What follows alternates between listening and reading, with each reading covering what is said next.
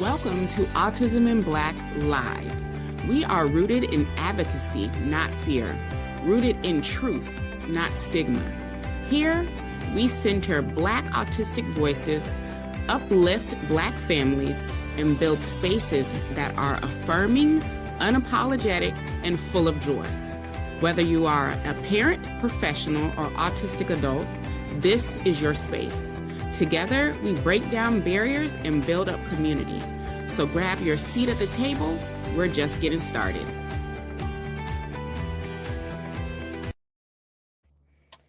Hello, beautiful people. Happy Monday. I am Maria Davis Pierre. I am the CEO and founder of Autism in Black, here with my other half. What's going on, AIB community? You're true, Dr. Barry Pierre, co-founder of AIB. Welcome.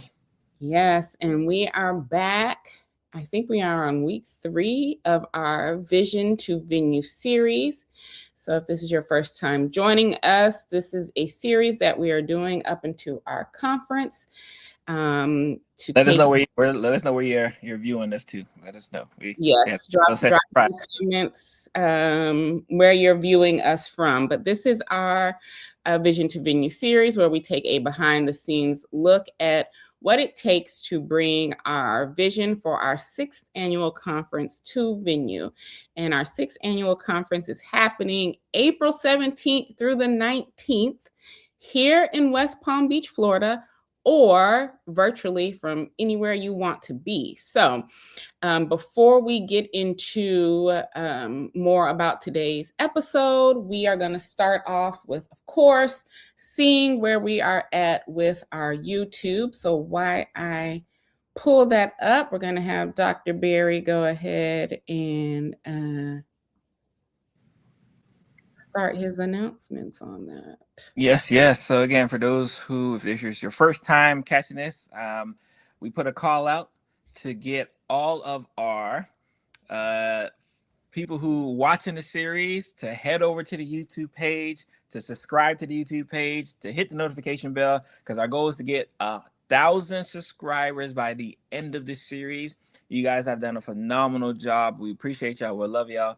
Make sure y'all leaving comments over too, because a lot of y'all are subscribing, but y'all not leaving a comment saying, hey, I just watched this, right? So make sure you leave a comment, say, hey, just watched the video. Love the episode. Love what y'all doing. And share this out to 10 friends, right? So you got 2 actions: subscribe and then share this out to 10 friends so we can run up our subscriber numbers.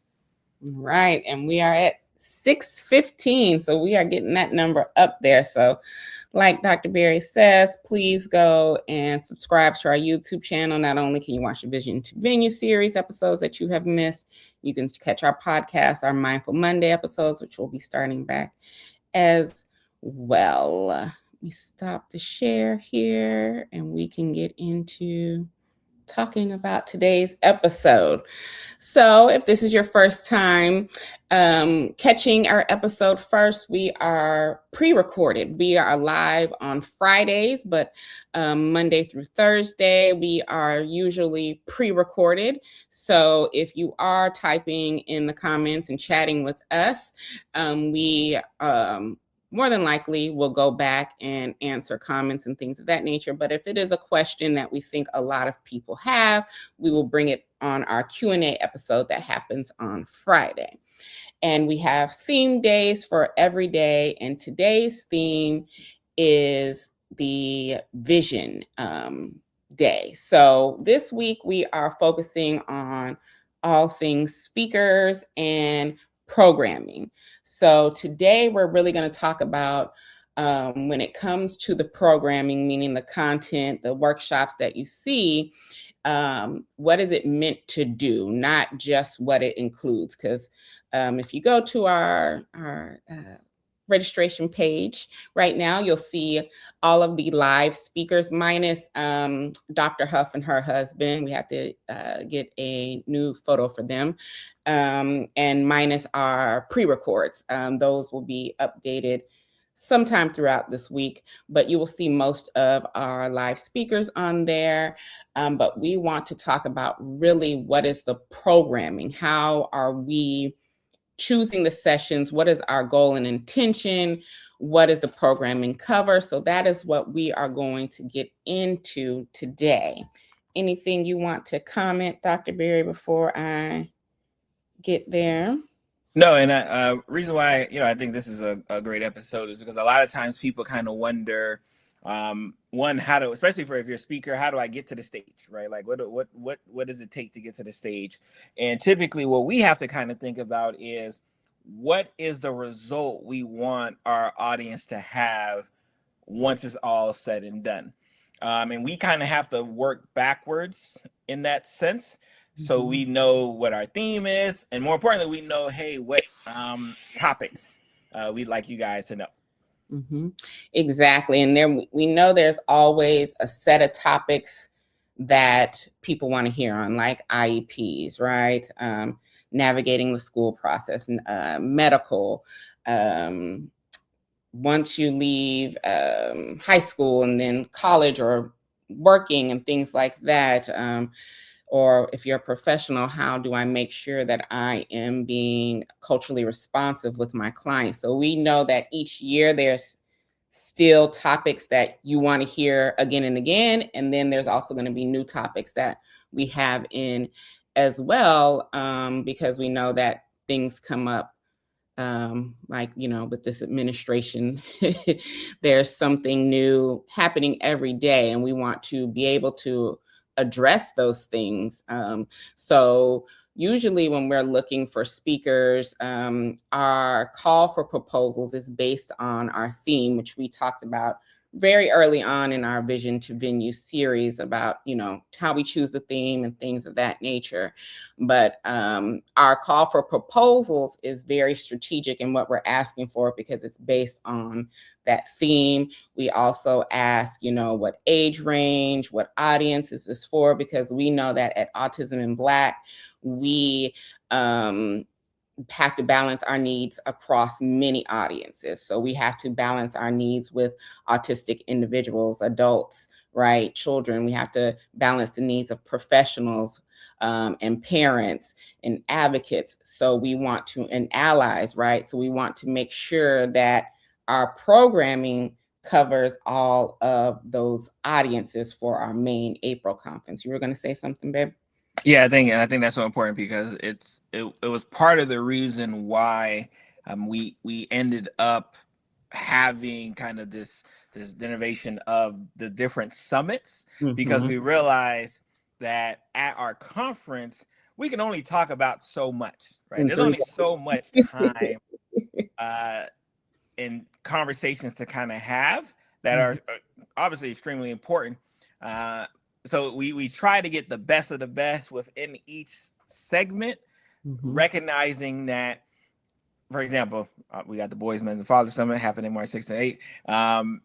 If we want to focus on the men, we may not be able to go all in on the conference, but guess what? We got a whole summit for that, right? Or the Girls, Mothers, and Women's Summit, we have a whole conference for that, right? Or couples summit. So that's part of the reason why we have these summits, is because when it gets to the conference time, we had to try to talk about everything.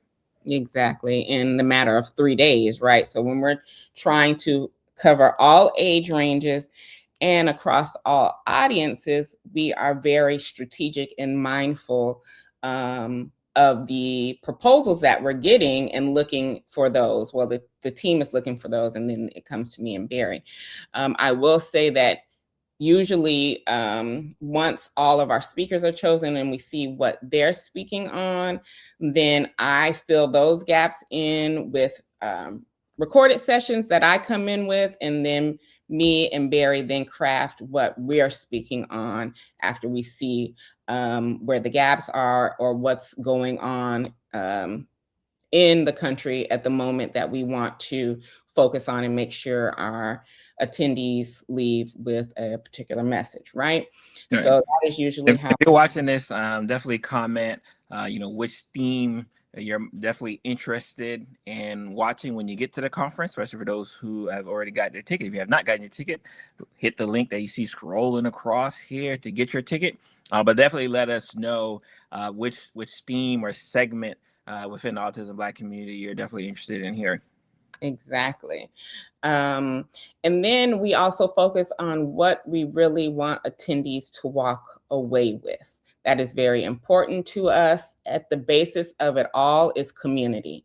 That is going to be in every Autism in Black event. That is the foundation, community. We want people to leave with that sense of community and not feeling isolated. So that's always at the base. That's the foundation of everything. And then, of course, there's strategy, because we know that there has to be a certain strategy to be able to go in and advocate in these systems that have all these hurdles when it comes to being Black and autistic, right? So strategy is important. Tools are important, right? Because we know that if we provide you with the tools, you can go and just lay it all out in that format. And we know that more often than not, some success is going to happen because these tools have been peer reviewed in a sense, right? And then language, because we know that language really matters when it comes to intersectionality. We know oftentimes that the language that is used to describe us as a Black community can be very negative. So we want to provide with the neuroaffirming positive language, right? We want to make sure that you are using language that is strengths-based focus to describe what your children are needing, right? We want to be able to utilize the strengths that you have as an individual, your child has, and utilize those to help in the areas where we may not be as strong at, right? So we want to provide you with that neuroaffirming language because so often it's always deficit based, right? Even in as professionals like medical model, look as a clinician, it's very deficit based, and we want to switch that around and have more strength based, more neuroaffirming, so that when you're going in there and advocating, you're advocating on what my child can do, and let's utilize those things to help with the areas they need more work on. Or I'm letting you know what my strengths are so that in the healthcare profession that we can utilize those to help in whatever avenue that may be, or in workplace accommodations or accommodations in the university level. So whatever that is, we want to be able to change and reframe that language. You want to say something, babe? Yeah, no, I think it's important to really have that balance of conversation, that balance of thought. And again, it's like I said, it's easy, sounds easy, looks easy, from the outside looking in, especially when you have the theme, right? When you have a theme, you're trying to think about like, all right, where do we go from here? And I think that's why I've been so impressed with the speakers over the years, and the submissions that we get over the years, because there's always someone who has a level of expertise or an insight that we know the community wants to hear. And I think that's what has continued to be so important to the success of the conference, the success of the summits, and everything we're kind of doing is just really driving home the fact that, like, yep, you should be here. You should definitely be in the place where you feel safe, where you feel comfortable, and you get to learn and take some action. Exactly. And we do have a formula behind our 3 days. Do we want to, I know it's not a secret, but do we want to tell them the formula behind how we set up the agendas for the 3 days and kind of the? Oh, we'll break that down for the marketing standpoint, because Okay. that's actually good. That's definitely a good. I didn't think about it. That's good marketing segue. But yeah, there is a rhyme to the reason, and any conference you go to kind of has that same rhyme to the reason. You probably just never noticed it because you're just the attendee, right? And you're not necessarily supposed to notice it. It's just supposed to kind of happen. Yeah, so we'll talk about that on Marketing Thursday. The mindset behind how we set up our 3 days. But it really also comes down to the outcomes. We also build around the agenda, right? So making sure that every day you're leaving with something. And usually from what our attendees have said, by the time the first session is ended, they have told us they have already gotten their money's worth. They're like, I can't even imagine what the rest of the day and the rest of the weekend is going to be, because the first session was so great that I've gotten my money's worth. And that is what we like to do with Autism in Black. We over deliver. So, and if you have attended any Autism in Black related event, drop it in the comments. please Yeah, drop in the comments your experience with our event. Yeah. Yes. Because people need to see that. And again, if they go to the conference registration page, which again is at the link scrolling across, we have quite a few testimonials on there as well, video testimonials. We even got captions, pictures too, but like a lot of times the video speaks. So just so you can hear other people's thoughts on their experiences at the conference. Exactly. And that's really always our goal, because again, we do not gatekeep. We want the information to get to our community, those outside of our community. So we really do try to make it an experience. So there is so much intention that is built into our programming. There's so much intention built into selecting the proposals that we do select, to making sure that, one, we are covering all bases as best as possible, because there are still going to be gaps that happen, right? We're not perfect, but we try to do our best with covering from infant to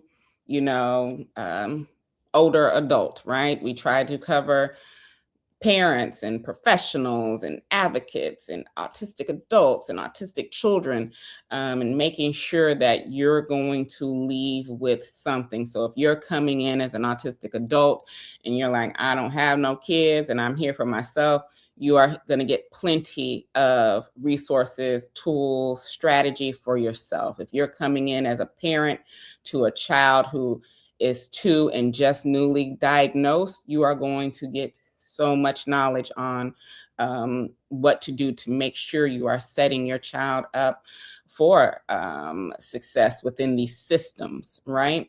You're going to get that community that you need. And probably I know that I need it very early on, which is the reason why we created Autism in Black, right? So everything is done with intention to what gets put into our programming. Now, when we're talking about what belongs on live stage versus pre-recording, those go into the themes of the days, which we'll talk about on Thursday. And then our pre-recordings, we really focus on a lot of those topics that we know people want to hear every year, IEPs and things of that nature. What else, Bill? I think that's a good. I think that's a good kind of segue, especially for just as a good kind of overview from the visionary standpoint. This week we're going to be talking about speakers. We're going to highlight our speakers for the conference again, which is now available on the page now. Because again, it is one of those things where it doesn't just kind of happen. There is a rhyme to the reason. So I think as we continue to move with this Vision to Venue series, and people now kind of get an inside look of like, oh, okay, this is how this kind of came about, you kind of understand the rhyme and reason. Exactly. So just know that we really curate our experience with outcomes when it comes to Autism in Black, and we work really hard to do that. So I'm just very excited that you guys really will get to see what we have been planning for since last April to come April 17th through the 19th, guys. April 17th through the 19th, less than 2 months away. You can join us here in West Palm Beach, Florida. We were bragging about our weather so much last week that today we woke up and it was cold. Today, yeah. It was cold. Ready to hit us. It was cold today. I said, oh, we bragged too much about sunny 80-degree weather last week for it to be high 30s, low 40s today. But don't worry, by April, we'll be back to our typical April Florida weather. So you can join us here in West Palm Beach, Florida, at the Palm Beach Convention Center, with our host hotel being the Hilton West Palm Beach, and all that information is on our registration page. Our room block closes March 13th, I believe. I will see if we can get an extension or not, but it's best for you to go ahead and if you know you're attending in person, get your ticket, get your room secured if you plan on staying at the host hotel, so that you have a place to stay. And then virtually from anywhere, we have people from all over who attend our conferences out of the country every year. So just know that if you can't attend here in West Palm Beach, Florida with us, you can get you a virtual ticket and attend from anywhere. And all attendees get lifetime access to the recording. So we want to make sure you are securing those tickets. And Friday, for those who buy their tickets while we're live, we might give you a little extra incentive. Me and Dr. Barry might have to talk about that. So make sure that you go ahead and snag those tickets. We want to see you. Make sure you're subscribing to the YouTube channel. And don't forget, we also have our boys event happening March 6th through the 8th. And that information is all on that website that is scrolling across. I hope you all are having a good start to the week. And tomorrow we talk about operations, I believe, is our theme. So we'll be back. Tuesday. Yep.